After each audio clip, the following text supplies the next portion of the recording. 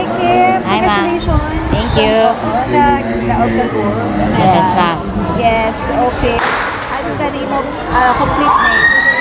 Ako si Kim J. Alcanza, Okay, taga-diinig ka. taga Ilocos, Silay. Silay. Oo. Ano may year na? Grade 11. Congratulations again. Bali, na-expect mo na magdaog ka siguro? Wala man expect. Unexpected. Nakayabi ko damo. Ay, kay damo man kontrang ako so kagbako. Oo, nakita baka kanina na wala ka ganyan na 3,000 meter lang. Yes. Oo. Wala ka naguntat ho?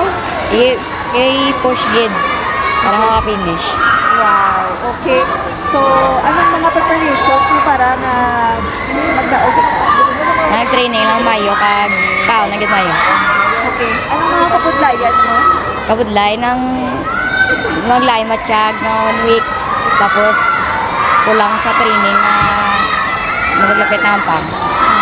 Na-injury ka sa naliga. Sa diin. Sawa. Di ka din, doon di man bala, no? Tiis lang. Oo, okay ka na. Okay na. Oo. Ay, ano ang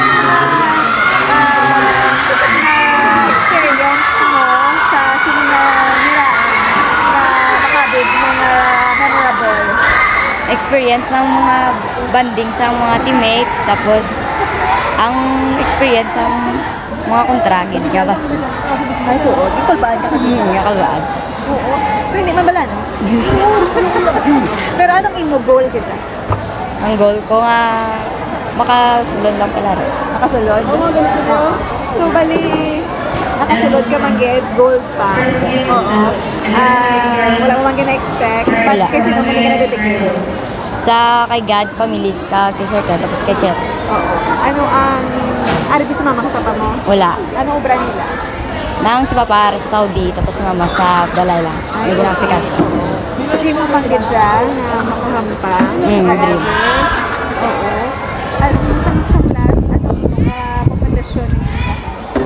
1.5, 3K, kagitan rin. Sa diin, Sa Diriman, sa provincial meet.